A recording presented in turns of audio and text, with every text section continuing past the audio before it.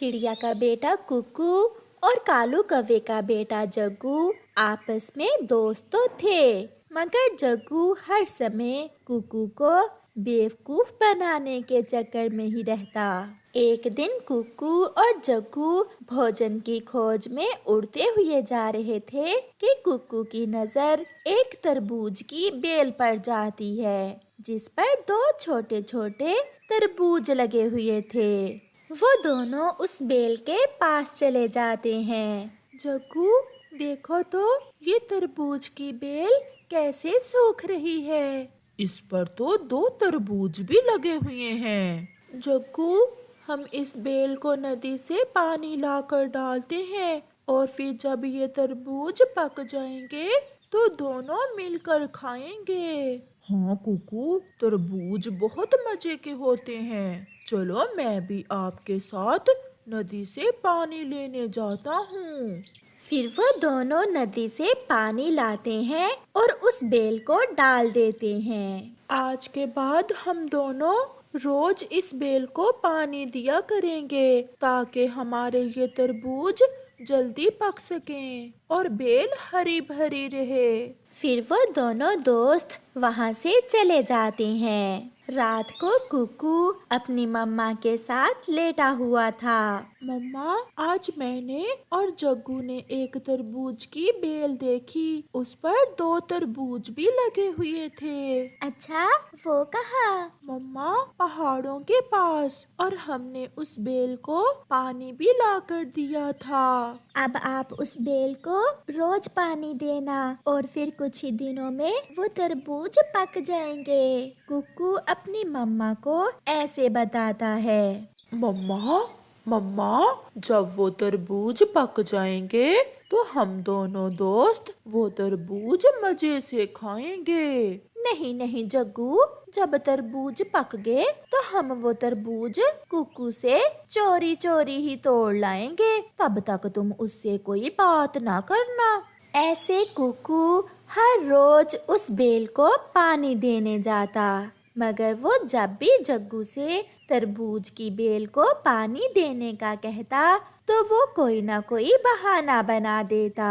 जग्गू, चले, आप कल भी नहीं गए थे तरबूज की बेल को पानी देने। कुकू, आज तो मेरे पेट में दर्द है, मैं कल जाऊंगा।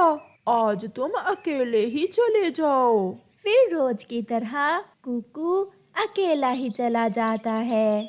ऐसे ही कुछ दिन गुजर जाते हैं और वो तरबूज अब काफी बड़े हो गए थे। वो तरबूज अब पक गए थे। कुकू बेटा, अभी तक पके नहीं आपके तरबूज। जब पके तो अकेले अकेले ना खा लेना, अपनी मम्मा को भी थोड़ा सा देना।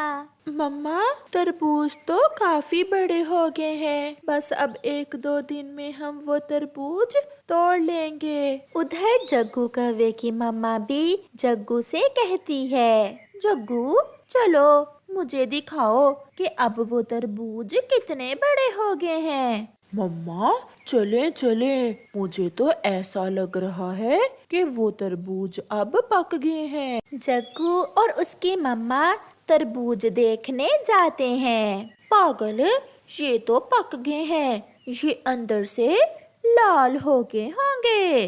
तो मम्मा, हम ऐसा करते हैं कि एक तरबूज में सुराख करके उसके अंदर ही बैठकर तरबूज खा लेते हैं। अगर तोड़ कर ले गए तो कुकू हम पर शक करेगा।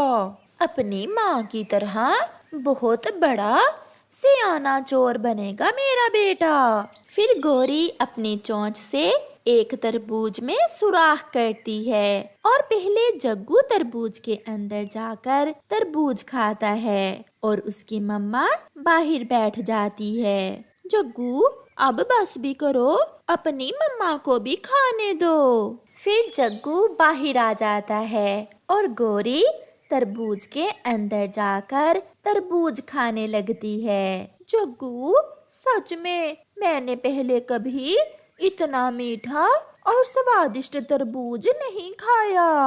मम्मा, मम्मा, अब ये दूसरा तरबूज हम कल खाएंगे और कुकू देखता ही रह जाएगा। फिर वो दोनों माँ बेटा अपने घर चले जाते हैं। शाम को कुकू जग्गू के पास आता है। जग्गू, चले आज हम वो तरबूज तोड़कर आपस में बांट लेते हैं। नहीं नहीं कुकू, अभी तो वो तरबूज कच्चे हैं। तो फिर चलो हम देख कर आते हैं, कहीं हमारे तरबूज कोई तोड़ ही ना ले। फिर जग्गू और कुकू तरबूज देखने चले जाते हैं। कुकू बैठा हुआ था कि उसका ध्यान तरबूज में एक सुराख पड़ जाता है। जग्गू, जग्गू, ये देखो, इस तरबूज में सुराख कैसे हुआ?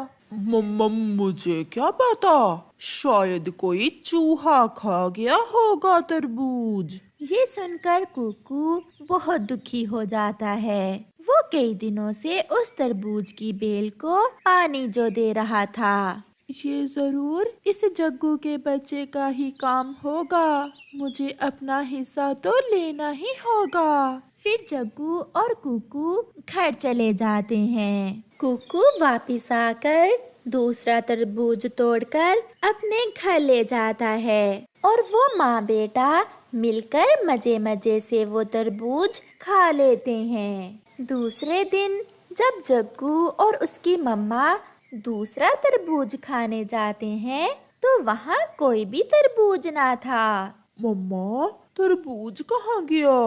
हाँ, मुझे लगता है वो कुकू का बच्चा हमसे भी तेज निकला। एक हमने खा लिया और दूसरा वो तोड़ कर ले गया। जग्गू, जल्दी से जाओ और कुकू से जाकर पूछो। जग्गू जल्दी से कुकू की तरफ जाता है। कुकू घर के बाहर ही बैठा हुआ था। कुकू, कुकू, वहाँ दूसरा तरबूज नहीं है। पहले तुम ये बताओ, तुम अकेले वहाँ क्या करने गए थे? और रही बात तरबूज की, लगता है वो तरबूज कोई बिल्ली खा गई होगी। ये सुनकर जग्गू सब समझ जाता है और शर्मिंदा होकर वहाँ से चला जाता है और कुकू हंसने लग जाता है। प्यारे दोस्तों, इस कहानी से हमें सीख मिलती है कि जैसा करोगे वैसा भरोगे। जंगल के सभी पक्षी बहुत परेशान थे क्योंकि उस जंगल में खज़ां का मौसम चल रहा था और उस मौसम में भोजन कहीं से भी ना मिलता था। अब तो पक्षी भोजन को लेकर आपस में लड़ने लगे थे। ये दाना मेरा है, मैं यहाँ पहले आया था। क्या क्या कहा? मैं दाना कल देख कर गया था। कल मुझे भूख नहीं थी, इसलिए मैंने सोचा कि मैं ये दाना आज खाऊंगा और आज तुम आकर अपना हक जता रहे हो। अगर ऐसा है तो तुम ये दाना खा कर दिखाओ। मेरा नाम भी कबूतर नहीं, अगर तुम्हारी ये बड़ी चोंच तोड़ कर ना रख दी तो। कबूतर और तोता आपस में लड़ने ही वाले थे जब वहाँ रानो चिड़िया आ जाती है। ये आप क्या कर रहे हैं? आप अच्छे दोस्त हैं और क्यों आपस में लड़ रहे हैं? दोस्ती का पता मुश्किल समय में ही तो चलता है। थोड़ा मुश्किल समय क्या आया, आपने आपस में लड़ाई शुरू कर दी। चिड़िया बहन, ठीक कहा आपने, हम गलत कर रहे थे। ये लें कबूतर, ये दाना आप खा लें, मैं कहीं और से ढूंढ लूंगा। मुझे माफ करना दोस्त, आप ये दाना खा लें। फिर चिड़िया उन दोनों में आधा आधा दाना बांट देती है और वो दोनों आधा आधा दाना खा लेते हैं। मम्मा चिड़िया ने भी अपने लिए आज का भोजन ढूंढ लिया था। फिर वो सब अपने अपने घर को चले जाते हैं। मम्मा, पहले आप दाना खाएं, मैं बाद में खाऊंगा। बेटा, मैंने तो रास्ते में ही भोजन खा लिया था। ये दाना मैं आपके लिए लाई हूँ, आप खा लें। मुझे सब पता है मम्मा, आप कल से भूखी हैं। ऐसा कहते हुए कुकू एक चने का दाना अपनी मम्मा की तरफ बढ़ाता है।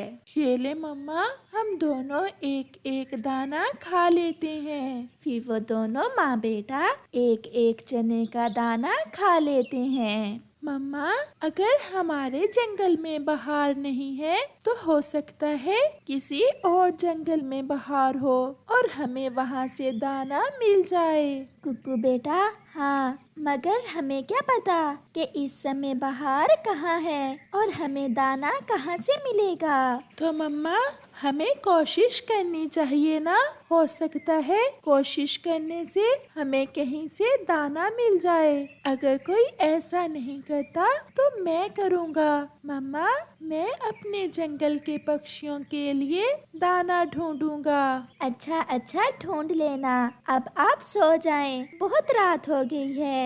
फिर कुकू और उसकी मम्मा सो जाते हैं। दूसरे दिन मम्मा चिड़िया नदी पर बैठी गोरी कौवी से कहती है, मेरा कुकू भी आज दाना ढूंढने गया हुआ है। अच्छा, उसे कैसे दाना मिलेगा? ऐसे मौसम में तो हम बड़े पक्षियों को कुछ नहीं मिलता, फिर उसे क्या मिलेगा? मगर गोरी कौवी और उसकी मम्मा ये नहीं जानती थी कि कुकू तो आज उड़ते उड़ते दूर घने जंगल में चला गया है। वो वहाँ चला गया है जहाँ कोई भी पक्षी अभी तक नहीं गया था। वहाँ के पेड़ बहुत घने थे। कुकू के लिए उड़ना बहुत मुश्किल था, मगर फिर भी वो पेड़ों से बच बच कर आहिस्ता आहिस्ता इधर उधर देखता हुआ उड़ा जा रहा था।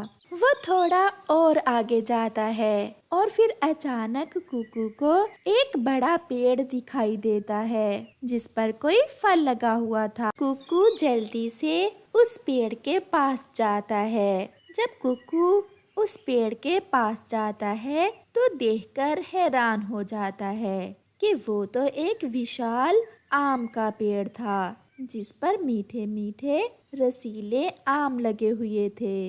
ये देखकर कुकू की तो खुशी का कोई ठिकाना ना था। मैंने कर लिया, मैंने कर लिया, मैंने सब पक्षियों की परेशानी का उपाय ढूंढ लिया। अब सारे पक्षी मैंगो खाएंगे। फिर कुकू वहाँ बैठकर एक आम खाता है जो बहुत मीठा था और कुकू एक आम अपनी मम्मा के लिए तोड़कर वापस उड़ता है। वो बहुत तेजी से उड़ता हुआ अपने घर पहुँच जाता है। मम्मा, मम्मा, देखें मैं आपके लिए क्या लाया हूँ। कुकू, मुझे अपनी आँखों पर विश्वास नहीं हो रहा।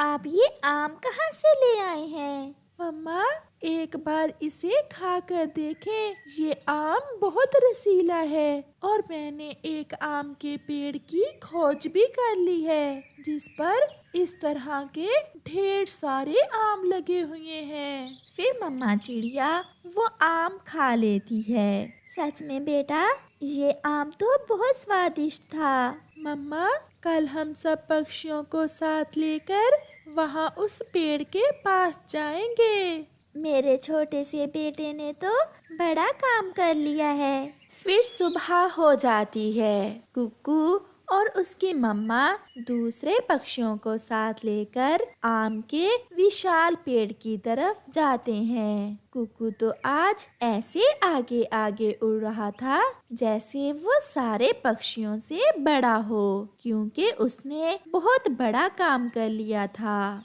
वो सब पहुंच जाते हैं। मिठू तोता तो आज उस आम के पेड़ को देखकर इतना खुश हो रहा था कि कुकू का मुंह चूमने लगा। कालू कौवा भी उल्टी छलांगे लगा रहा था। कुकू बेटा, आपने हम सब की जान बचा ली। अब ये पेड़ हम सब पक्षियों को कई दिन तक आम देता रहेगा। मम्मा चिड़िया को अपने बेटे पर बहुत गर्व महसूस हो रहा था और कुकू भी थोड़ा अकड़ कर बैठा हुआ था। प्यारे दोस्तों, मुश्किल हालात में एक दूसरे से लड़ने की बजाय उसका उपाय तलाश करना चाहिए।